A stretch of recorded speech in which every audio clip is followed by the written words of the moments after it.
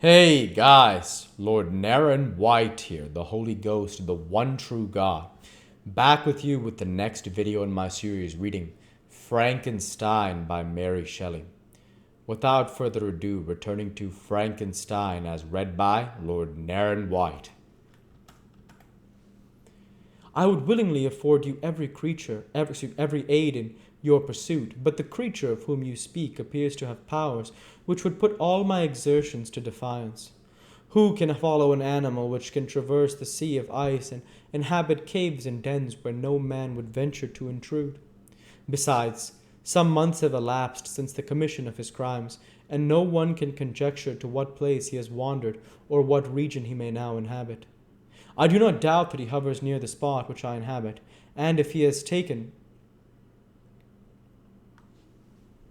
refuge in the Alps, he may be hunted like the chamois and destroyed as a beast of prey. But I perceive your thoughts. You do not credit my narrative, and do not intend to pursue my enemy with the punishment which is his desert. As I spoke, rage sparkled in my eyes. The magistrate was intimidated. You are mistaken, said he. I will exert myself, and if it is in my power to seize the monster, be assured that he shall suffer punishment proportionate to his crimes. But I fear, from what you have yourself described to be his properties, that this will prove impracticable, and thus, while every proper measure is pursued, you should make up your mind to disappointment. That cannot be. But all that I can say will be of little avail. My revenge is of no moment to you, yet, while I allow it to be a vice, I confess that it is devouring and only passion of my soul. My rage is unspeakable when I reflect that the murderer, whom I have turned loose upon society, still exists. You refuse my just demand. I have but one resource, and I devote myself either in my life or death to his destruction. I trembled with excessive agitation as I said this. There was a frenzy in my manner, and something, I doubt not, of the haughty fierceness by which the martyrs of old are said to have possessed. But to a Genevan magistrate whose mind was occupied by far other ideas than those of devotion and heroism, this elevation of mind had much the appearance of madness. He endeavored to soothe me as a nurse does a child, and reverted to my tale as the effects of delirium. Man, I cried, how ignorant art thou in thy pride of wisdom! Cease! You know not what it is you say. I broke from the house angry and disturbed, and retired to meditate on some other mode of action. Chapter 24. My present situation was one in which all voluntary thought was swallowed up and lost. I was hurried away by fury. Revenge alone endowed me with strength and composure.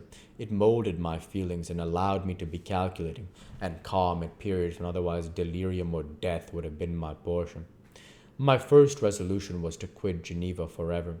My country, which, when I was happy and beloved, was dear to me, now in my adversity became hateful. I provided myself with a sum of money, together with a few jewels which had belonged to my mother, and departed. And now my wanderings began, which are to cease but with life. I have traversed a vast portion of the earth, and have endured all the hardships which travelers in deserts and barbarous countries are wont to meet. How I have lived, I hardly know. Many times have I stretched my failing limbs upon the sandy plain, and prayed for death. But revenge kept me alive. I dared not die and leave my adversary in being. When I quitted Geneva, my first labor was to gain some clue by which I might trace the steps of my fiendish enemy. But my plan was unsettled, and I wandered many hours to confess to the town, uncertain what path I should pursue. As night approached, I found myself at the entrance of the cemetery where William, Elizabeth, and my father reposed. I entered it and approached the tomb which marked their graves. Everything was silent except the leaves of the trees, which were gently agitated by the wind. The night was nearly dark, and the scene would have been solemn and affecting even to an uninterested observer. The spirits of the departed seemed to flit around and to cast a shadow, which was felt but not seen, around the head of the mourner. The deep grief which this scene had at first excited quickly gave way to rage and despair. They were dead, and I lived. Their murderer also lived, and to destroy him I must drag out my weary existence. I knelt on the grass and kissed the earth, and with quivering lips exclaimed, "By the sacred earth on which I kneel, by the shades that wander near me, by the deep and eternal grief that I feel, I swear, and by thee, O night, and the spirits that preside over thee, to pursue the daemon who caused this misery, until he or I shall perish in mortal conflict. For this purpose I will preserve my life. To execute this dear revenge will I again behold the sun, and tread the green herbage of earth, which otherwise should vanish from my eyes forever. And I call on you, spirits of the dead, and on you, wandering ministers of vengeance, to aid and conduct me in my work. Let the cursed and hellish monster drink deep of agony. Let him feel the despair that now torments me."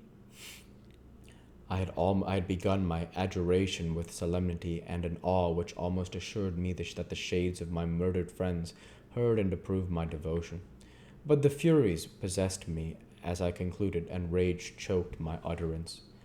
I was answered through the stillness of night by a loud and fiendish laugh. It rang on my ears long and heavily. The mountains re-echoed it, and I felt as if all hell surrounded me with mockery and laughter. Surely, in that moment I should have been possessed by frenzy, and have destroyed my miserable existence, but that my vow was heard, and that I was reversed for vengeance. The laughter died away, and when a well-known and abhorred voice, apparently close to my ear, addressed me in an inaudible whisper, "I am satisfied, miserable wretch. You have determined to live, and I am satisfied." I darted towards the spot from which the sound proceeded, but the devil eluded my grasp. Suddenly, the broad disk of the moon arose and shone full upon his ghastly and distorted shape as he fled with more than mortal speed. I pursued him, and for many months this has been my task. Guided by a slight clue, I followed the windings of the Rhone, but vainly. The blue Mediterranean appeared by a strange chance. I saw the fiend enter by night, and hide himself in a vessel bound for the Black Sea. I took my passage in the same ship, but he escaped, I know not how. Amidst the wilds of Tartary and Russia, although he still evaded me, I have ever followed in his track. Sometimes the peasants, scared by this horrid apparition, informed me of his path. Sometimes he himself, who feared that if I lost all trace of him I should despair and die, left some mark to guide me. The snows descended on my head, and I saw the print of his huge step on the white plain. To you first entering on life, to whom care is new and an agony unknown, how can you understand what I have felt and still feel? Cold, want, and fatigue were the least pains which I was destined to endure. I was cursed by some devil and carried about with me my eternal hell. Yet still a spirit of good followed and directed my steps, and when I most murmured would suddenly extricate me from seemingly insurmountable difficulties. Sometimes, when nature, overcome by hunger, sank under the exhaustion, a repast was prepared for me in the desert that restored and inspirited me. The fare was indeed coarse, such as the peasants of the country ate, but I will not doubt that it was set there by the spirits that I had invoked to aid me. Often, when all was dry, the heavens cloudless, and I was parched by thirst, a slight cloud would bedim the sky, shed the few drops that revived me, and vanish.